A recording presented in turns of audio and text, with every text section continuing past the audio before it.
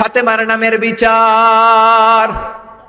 বিষ্ণুই বললেন, ও হাসান, আমার মেয়ে ফাতেমার আবার কি বিচার, কি অপরাধ আমার ফাতেমার? নেয়ার আগে একটা বিচার করে দেন। বিচার, আপনি তো আহকামুল হাকিমিন, সবচাইতে বড় বিচারকের সবচাইতে বড় নবী, ইনসাফ ওয়ালা নবী। আপনার কাছে বিচার দিয়ে কেউ কোনোদিন বিচারে ঠকে নাই, ঠিক কি না? আপনি একটা বিচার করেন। বিষ্ণুই বললেন, কিসের বিচার? হাসান বলে, নানাজি, আপনার মেয়ের নামের বিচার, ফাতেমার নামের বিচার। বিষ্ণুই বললেন, ও হাসান, আমার মেয়ে ফাতেমার আবার কি বিচার, কি অপরাধ আমার ফাতেমার? বিশ্বনবী মসজিদে নববীতে জোহরের নামাজ পড়ে হাসান হুসাইনকে দেখতে গেলেন। যে দেখে ফাতেমা রান্না করে। আসলে কি রান্না করে? চুলার মধ্যে পাতিল দিয়ে পানি গরম করে আর হাসান হুসাইনকে বুঝ দেয়, ঠিক কিনা? বিশ্বনবীর পায়ের আওয়াজ শুনে ঘুমন্ত হাসান আর হুসাইন জেগে গেল।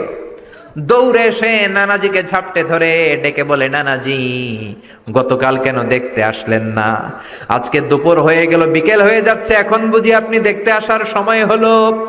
বিশ্বনবী বললেন, হাসান হুসাইন, এই তো এইমাত্র জোহরের নামাজ পড়ে আসলাম, তোমাদের খোঁজ খবর নিতে এসেছি। হাসান আর হুসাইন বলল, কি খোঁজ খবর নিবেন? খোঁজ খবর নেওয়ার আগে একটা বিচার করে দেন। বিচার, আপনি তো আহকামুল হাকিমিন, সবচাইতে বড় বিচারকের সবচাইতে বড় নবী, ইনসাফ ওয়ালা নবী। আপনার কাছে বিচার দিয়ে কেউ কোনোদিন বিচারে ঠকে নাই, ঠিক কি না?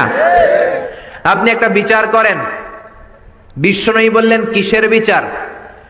হাসান বলে, নানাজি, আপনার মেয়ের নামের বিচার, ফাতেমার নামের বিচার। বিষ্ণুই বললেন, ও হাসান, আমার মেয়ে ফাতেমার আবার কি বিচার, কি অপরাধ আমার ফাতেমার? হাসান হুসাইন চোখের পানি ছেড়ে দিয়ে ডেকে বলে, নানাজি, আপনার মেয়ে আমাদেরকে খাবার দেয় না কেন? খাবার দেয় না কেন? বিচার দিলাম, গতকাল সারাদিন বলেছে রাত্রিবেলা খাবার দিবে, রাতে খাবার দেয় নাই।